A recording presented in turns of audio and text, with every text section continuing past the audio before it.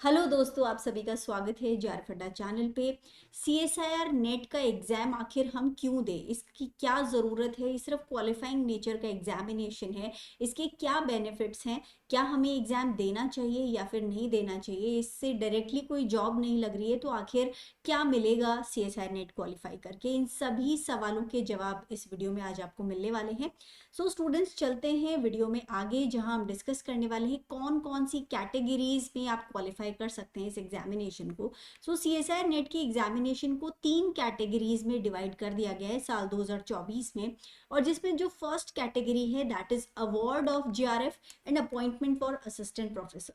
So students, अगर आप लोग रिसर्च में इंटरेस्टेड हैं, अगर आप पीएचडी करना चाहते हैं तो आप लोगों के लिए एग्जाम काफ़ी बेनिफिशियल हो सकता है, क्योंकि आपके रिसर्च के ड्यूरेशन में या फिर आपके पीएचडी के ड्यूरेशन में आपको जीआरएफ चाहिए होती है, which is junior research fellowship. और अगर आप इस एग्ज़ाम को क्वालिफाई कर लेते हैं फॉर जीआरएफ, तो इस कंडीशन में आपको पीएचडी के साथ में हर महीना एक जो स्कॉलरशिप या स्टाइफन है वो मिलना शुरू हो जाती है, विच इज़ इनिशियली जो पहले 2 साल हैं उसके अंदर आपको 37,000 रुपीज़ प्लस एचआरए मिलता है।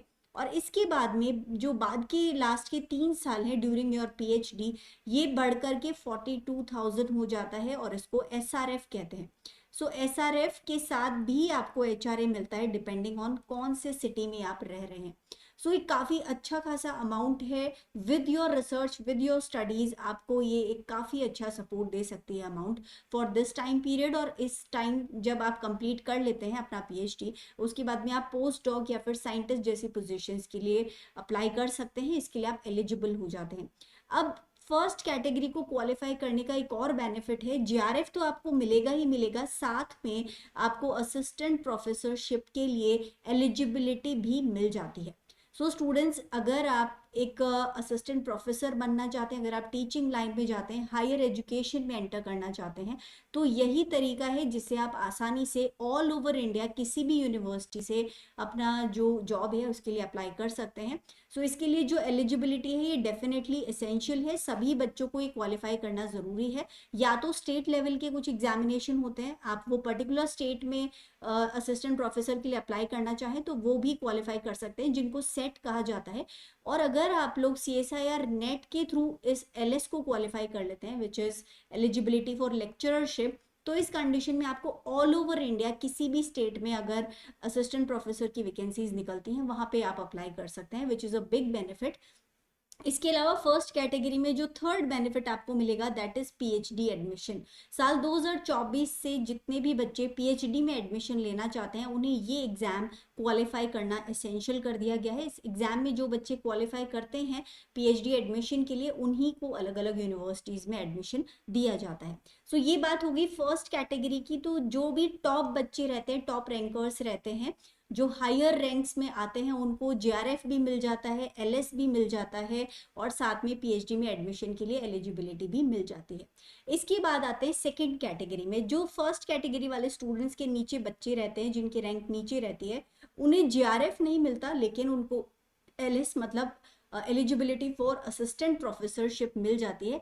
अब असिस्टेंट प्रोफेसर बनने के क्या क्या फ़ायदे हैं। सो स्टूडेंट्स, अगर आप लोगों का टीचिंग एक पैशन है और साथ में ही आप अपना रिसर्च में भी इंटरेस्ट रखते हैं और रिसर्च भी कंटिन्यू करना चाहते हैं, तो ये दोनों चीज़ें आप एक साथ कर सकते हैं being an assistant professor in a good university. So काफ़ी सारी अच्छी अच्छी इंटरनेशनल लेवल की रिसर्च जहाँ पे होती है, इस तरह की यूनिवर्सिटीज़ हैं जहाँ पे जब भी वैकेंसी आए तो आप अप्लाई कर सकते हैं।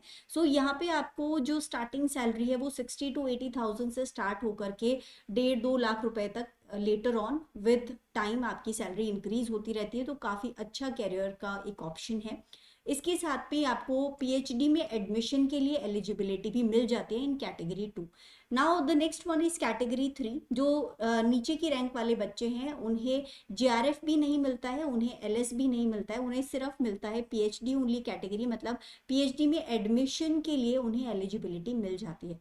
सो ये 3 अलग अलग कैटेगरीज हैं। सो फर्स्ट कैटेगरी में आपको GRF plus LS plus PhD में एडमिशन के एलिजिबिलिटी तीनों मिल जाते हैं। सेकेंड कैटेगरी को, जो कि फर्स्ट कैटेगरी से नीचे की रैंक वाले बच्चे हैं, उन्हें एलएस मतलब असिस्टेंट प्रोफेसरशिप के लिए एलिजिबिलिटी और पीएचडी एडमिशन, ये दोनों चीज़ें मिल जाती हैं। और थर्ड कैटेगरी में सिर्फ पीएचडी में एडमिशन के लिए आपको एलिजिबिलिटी मिलती है।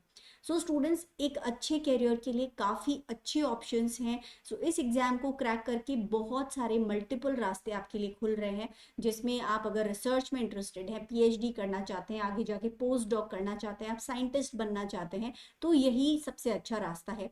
इसके अलावा अगर आप असिस्टेंट प्रोफेसर बनना चाहते हैं, टीचिंग में इंटरेस्ट रखते हैं और टीचिंग के साथ रिसर्च भी करना चाहते हैं, तो ये बहुत अच्छा रास्ता है। इसके अलावा स्टूडेंट्स और भी काफ़ी सारे बेनिफिट्स आपको मिल जाते हैं यहाँ से। जो भी आप एक्सपीरियंस लेते हैं उसके बेसिस पे काफ़ी सारे और जॉब अपॉर्चुनिटीज़ जो निकलते रहते हैं, उनके अंदर जिन बच्चों का नेट क्वालिफाइड है उन्हें प्रेफरेंस दिया जाता है। तो ये एक और आप लोगों के लिए एडिशनल बेनिफिट है if you qualify the CSIR net examination.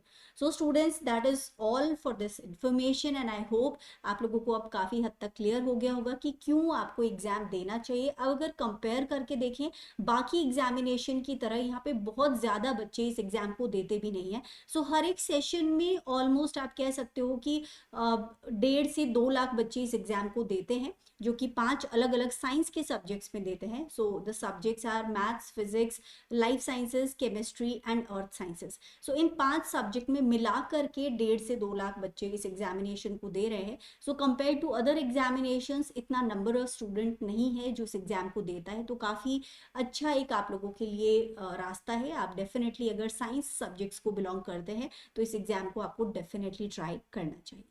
So students, इसके अलावा अगर आप लोग इस एग्ज़ाम को देना चाहते हैं, CSIR नेट कमिंग जून 2025 या दिसंबर 2025 की प्रिपरेशन कर रहे हैं, तो मेरे इस चैनल को ज्वाइन कर सकते हैं। प्लेलिस्ट में जाके आपको काफ़ी सारे वीडियोस मिल जाएंगे जिनसे आपको काफ़ी सारे टॉपिक्स प्रिपेयर करने में हेल्प मिलेगी for CSIR net life sciences. Also इसी चैनल पे जितने भी वीडियोज़ आते हैं इनके लिए टेलीग्राम चैनल को भी ज्वाइन कर सकते हैं मेरे, which is life science by Priyanka ma'am. QR scan करके आप मेरे टेलीग्राम चैनल को ज्वाइन कर सकते हैं।